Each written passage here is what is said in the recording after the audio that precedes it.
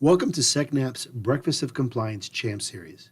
We've created a four-part series covering hot topics surrounding data compliance, including PCI, GDPR, and SOC. This video, presented by Dan Bougere from SecureCon, will cover the difference between security and compliance.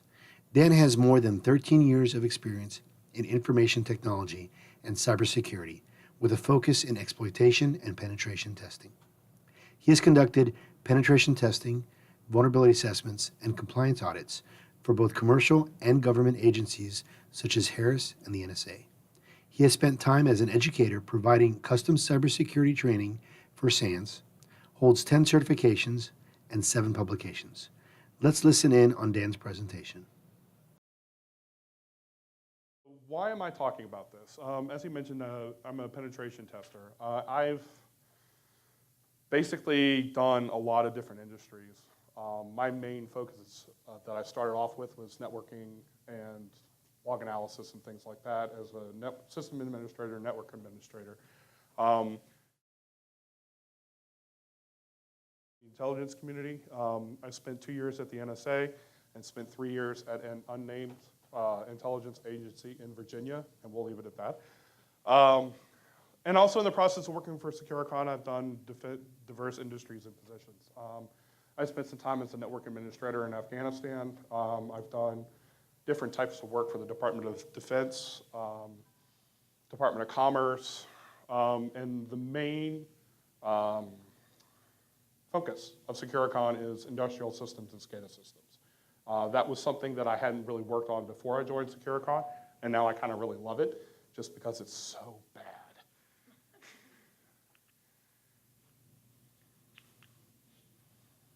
Oh. There we go. Okay. So, how many people have heard this? A few nods of heads. Okay. How many people believe it? Wow. 3 people believe that this is true. Come on, y'all. Like you've had coffee, you've woken up, right? Come on, work. Y'all got to give me energy here. This is going to be a long, painful process. So, I say this a lot.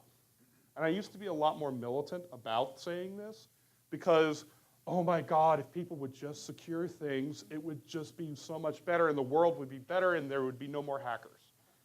And then I grew up. And I realized that in order to secure things, you need money. And yeah, if you don't have money, you can't really do anything. So I'm going to give you 5 stories about why, if you're secure, you're compliant. So, does anybody have a desk that looks like this where they work? Yeah, okay. So one of our clients, who will remain unnamed, had a compliance requirement that they have a clean desk policy.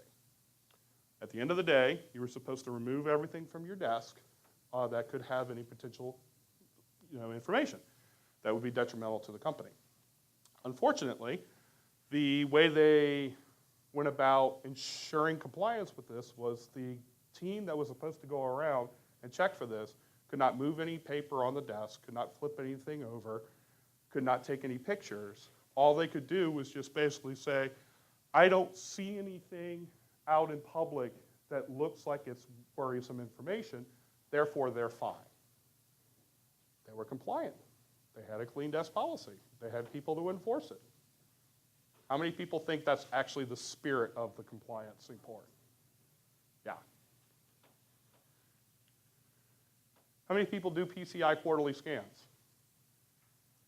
Yeah, a lot. Okay. How many of them catch every single thing up to that point? Not a lot. In my experience, PCI quarterly scans are kind of like a, maybe if you try a little harder, you'll get better type of thing, but here's the major stuff, and we caught that. Everything else, don't worry about it. And then you don't worry about it until the next quarter. Well, meanwhile, Microsoft has issued a monthly patch. Oracle has come out with their quarterly patch. There's a new 0-day that's making the rounds on the internet, but you're compliant. You're doing the PCI compliancy of doing quarterly scans. Unfortunately, you're not secure. And when you get a ransomware that's asking for $3 million, that's encrypted everything in your network, you really don't feel secure then, but you were compliant. Anybody here speak French? No? Okay, so Iran means nothing. Anybody know the significance of this date? Bastille Day? Yeah, right? Exactly. So this is my compliance on paper type of example. NERC-CIP is a big issue with this, is that if you sit there and you go through and do all the proper box checking and paper exercises, you are NERC-CIP compliant. I can't tell you the number of times that I've gone into a client and said, why is this dual homed box on both your operational and IT network? And it hasn't been patched since 2004. They're compliant on paper, but they're not secure. Does anybody have a firewall in a box? It's okay if you don't raise your hand. Believe me, that's completely fine. This is what I like to call malicious compliance, because the framework says you have to have a firewall. They have a firewall. Didn't say it had to be plugged in. Didn't say it had to have the proper rules. Didn't say it even had to be powered on. They're compliant. They have a firewall. And I'm sure the auditors in the room are going, yes, oh my God, yes, all the time. And finally, just not bothering. You know, GDPR came out, about 3 months, 4 months ago now, somewhere around there. 2 months later, all of these major organizations that provide news media to the world basically threw up their hands and said, we're not going to be compliant. We're just not going to serve you content wherever you are. How many people think this is an effective way to go about doing this? Would your company accept this as like, oh, we're just not going to bother with being compliant with this new framework? We're just going to basically tell all our customers, sorry, we can't sell to you? No, of course not. It's ridiculous. So then we get to the part of like, why is security so difficult when you come from a compliance standpoint? And I can tell you right now that compliance is a completely different dialect than what's spoken by the hacker and information security community. Like, our big concern is criticals, highs, mediums, even lows. Like, I can chain lows to get to the point where I'm inside the network. It's annoying, it's tiresome, it's tedious, but it can, if I get a couple $1 million payout for it, I'm gonna do it. Like, I'm gonna find a way in. For compliance, it's more of, do I meet this checkbox? Do I meet this legal frame? Am I keep pushing this button? You know, did I meet the legal Are y'all messing with me?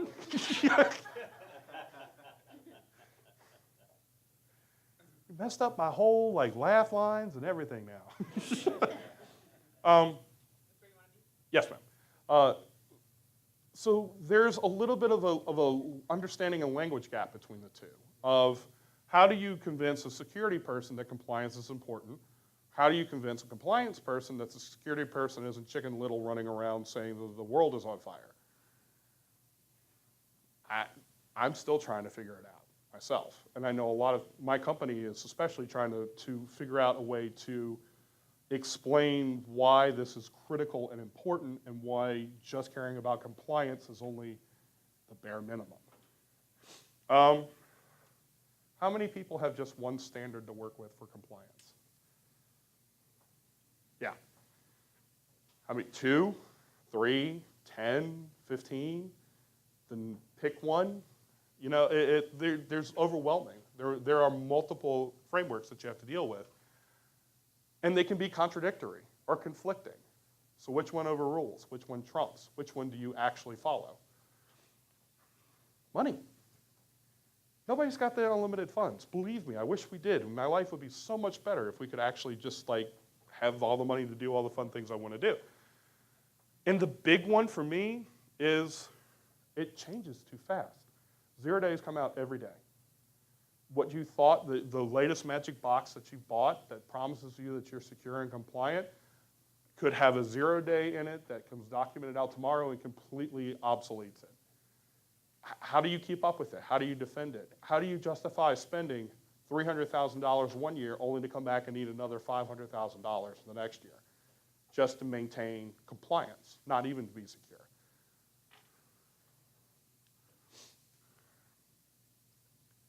Well, the easiest solution is to make the right thing the easy thing. Because everybody has that lazy coworker that never does anything, right? Yeah, we all know that one person who's just like, oh my God, why do they still work here? I could do their job and do mine and get their paycheck and still be fine, right? Well, it's not just your organization. It's everywhere. And for compliance, how many people enjoy reading 4 binders worth of legal material every year in order to be compliant? You're weird. I don't. Believe me, I don't. And I have to giggle every time I have to go through annual security training because the entire time I'm going, they're talking about me. This is the type of stuff that I do. I'm the hacker in the black hoodie right here. But I still have to go through it every year. And every year my division looks at our CEO and go, why do we have to do this? We could do so much better training. And he's like, compliance. Okay, great. We're not the target audience for it. We should have better training. We should have, comprehensive training or targeted training for us. That would be the right thing. But it's not easy. Breaking down PCI so that your help desk and your systems administrators and your sales teams and things like that, that would be important. That would make the compliance framework relevant and would make people care about it when it's easily digestible and easily put into chunks that they understand and are relevant to them. That's the biggest issue, is making it relevant to people. And my central tenet, security is compliant. If you're secure, you're compliant. I can promise you that. Compliance is the minimal protection that you're required to do. If you're in a certain industry, you are minimally required to do this. Hackers know that. Malicious actors know that. They know the majority of people in the industry are going to stop at what's minimally required. Guess what? You've just made their job easier because they know I'm not going to have to worry about cracking a password longer than 8 characters. I'm not going to have to worry about egress filtering. I'm not going to have to worry about all these other concerns that a lot more secure organizations have because you're compliant. You've done the minimum. Use compliance as input to your security program. Say, we have to be compliant for these things. Sit down with your security IT, whoever does security for your organization, and say, here's what we're required to do. How do we turn this into a more secure program? How do we inform this security program so that we can be secure and compliant at the same time? And a lot of people don't do the last part. Use security to ensure compliance. How many people have to do annual or quarterly reporting for compliance? You have to send off documents. You have to send it to certain organizations or whatever you have. Doesn't security have to run reports? Doesn't security have to give briefings? Don't they have to give metrics as far as what they're doing, what's secure, what have they done? Look at your compliance obligations and basically say, hey, can we get security to do this for us so our compliance folks can work on other things and our security people can be focusing to help us out on this? They don't have to be countervailing forces. They can work together.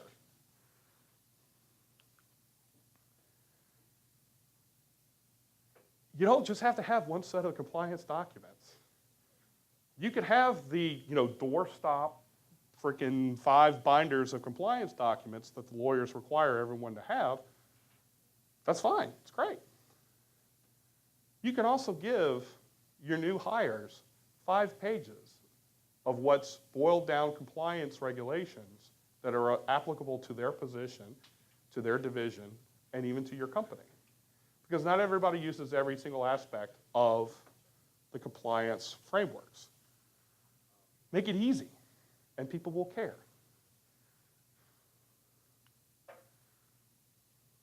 And your principles are your policy. What is important to your organization?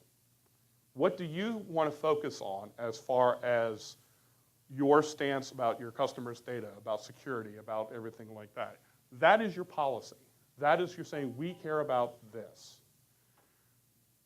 The compliance standards are how you... The compliance standards are how you adhere to those principles. If you don't care about customer data, okay, so we're going to use these standards and we're going to just go ahead and deal with this and not worry about the rest of that, and if we get in trouble for it, oh well. That's the standard you're using. Take the standards and make procedures. Saying, when you're spinning up a new server, you have to follow this checklist of securing it. You have to do this to secure it. If you're spinning up a new network, if you're hiring somebody new, here's a checklist of everything they need to do. You don't have to worry anymore about compliance. You don't have to worry anymore about whether or not they're following the proper procedures, whether they've been informed, and everything else. You've broken it down to a checklist. And then for guidelines, it's like, hey, by the way, after you secure the server, check and see if there's any new, information that's come out about new 0 days that we haven't addressed yet.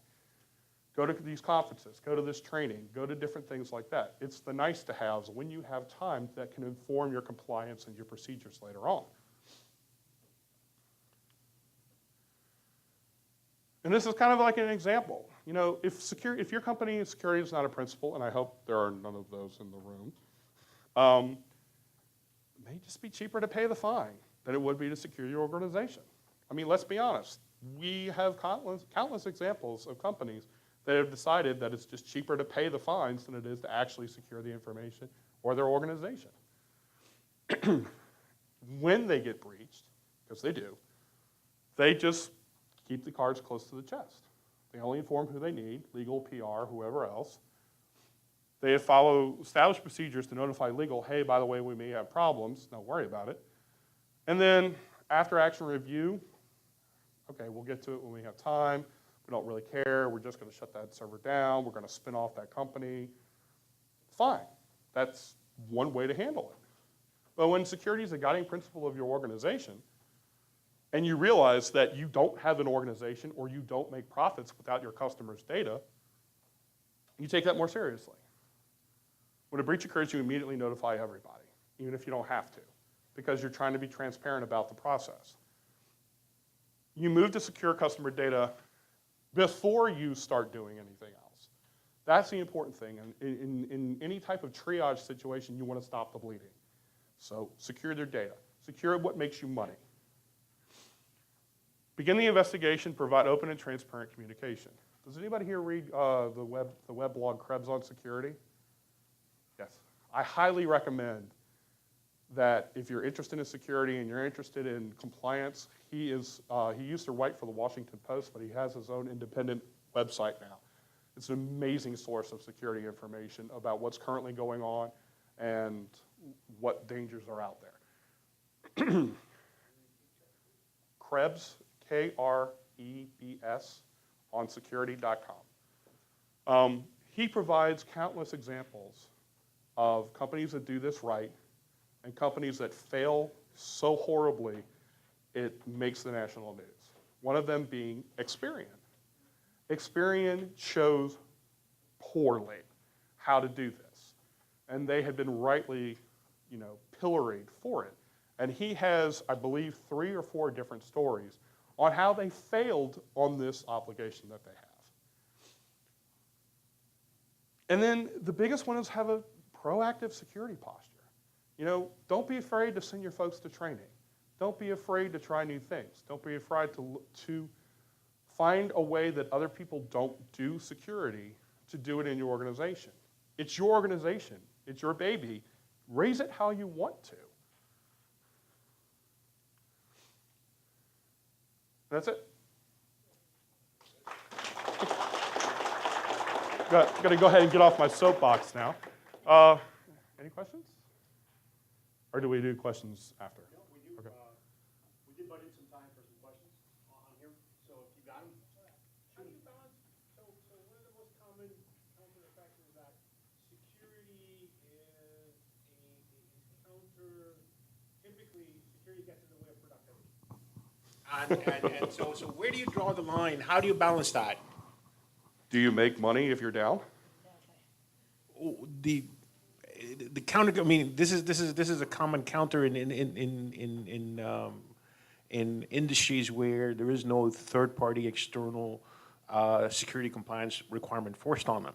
So it's kind of like saying, it says, hey, I give you one, silly example. It says, there are buildings which have physical access requirements. So you got to go through like 3-man traps to get in there. Mm-hmm. So are they actually providing security, or are they just getting in the way?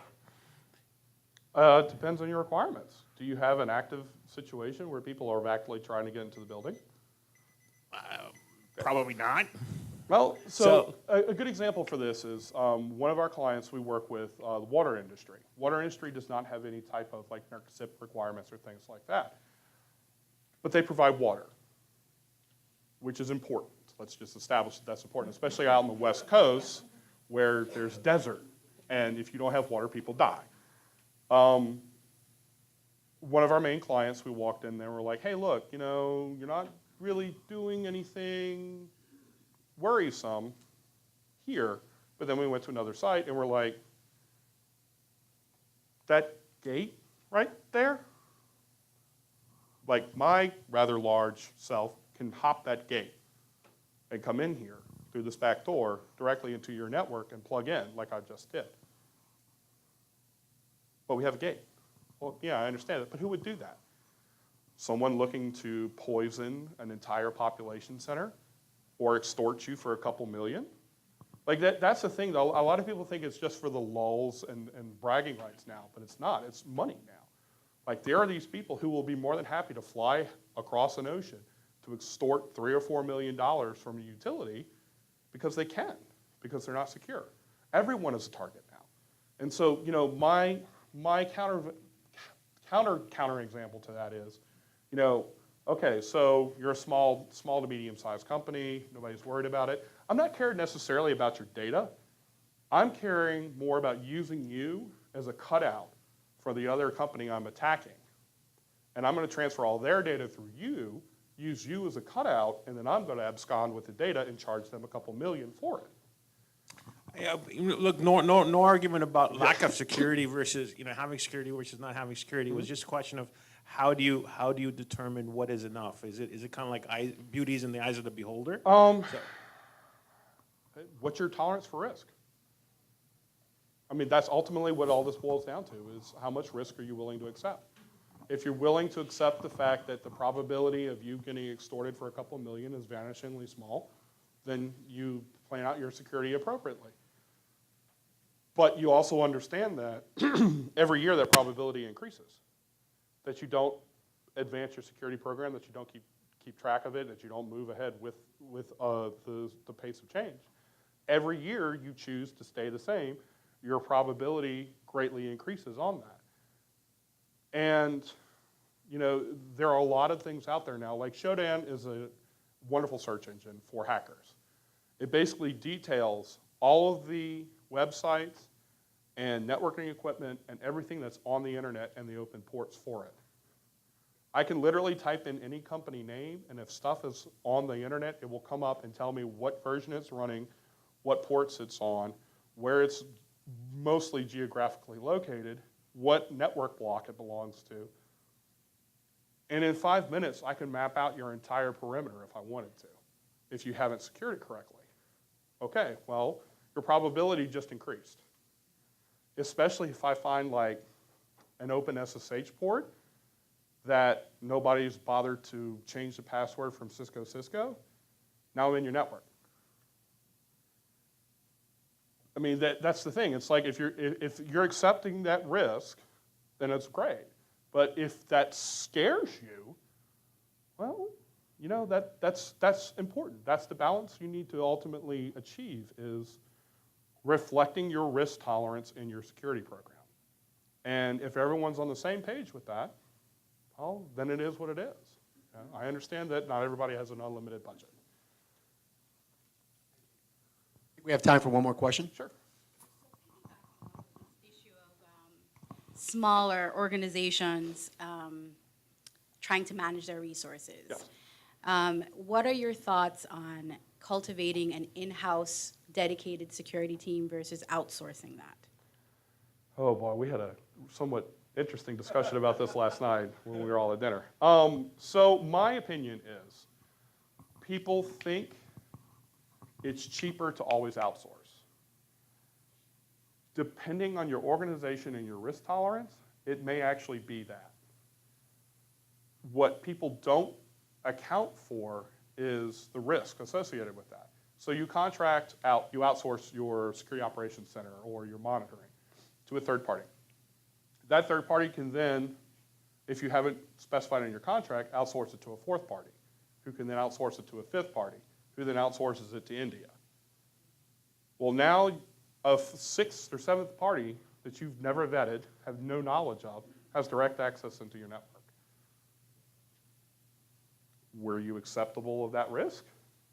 And these are, let's be honest, call center level employees who, if they can extort your organization for a couple million, that's their payday. They're done. They're gone. They're not going to care about that job anymore. And so even with my organization in the commercial division that I'm in, we're constantly asking for training. We're constantly asking, like I go and I give presentations to different hacker conferences. Like I have another coworker who's written books and she's done amazing stuff. I hope to be like her one day. But we're fighting to get training budget. We're fighting to, hey, I want to go to this conference. Hey, I want to do this. Hey, I want to go over here. She just gave a keynote at Black Hat in China. It was a big deal for us to go to China. She, like me, has a top secret clearance. So initially it was a pushback on, well, you can't go to China. That's a whole lot of other issues. That's where all the hackers are.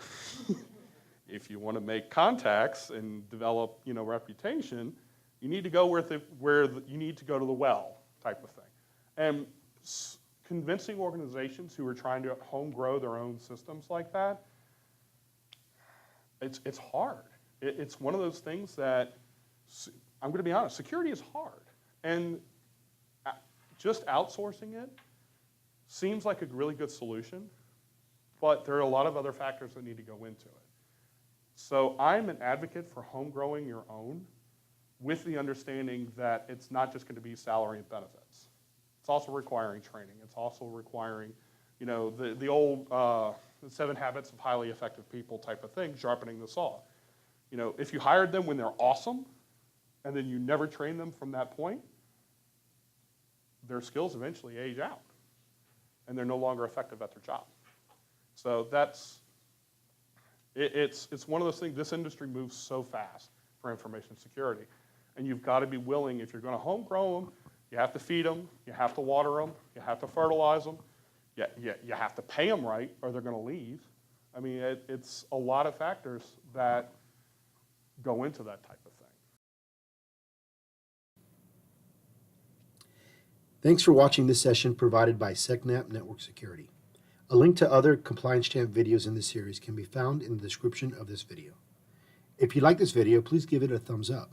If you'd like to see more videos like this, please subscribe to our channel. For over 17 years, Secnap has enabled clients to conduct business effectively and securely on the internet. Our security as a service solution, CloudJacket X, features patented technology in combination with security experts that manage, detect, and respond to ongoing cybersecurity threats 24/7. CloudJacket X eliminates labor-intensive log analysis and alert fatigue, allowing our clients to focus on their business. Secnap also provides regulatory compliance and information security assessments. For more information, visit secnap.com.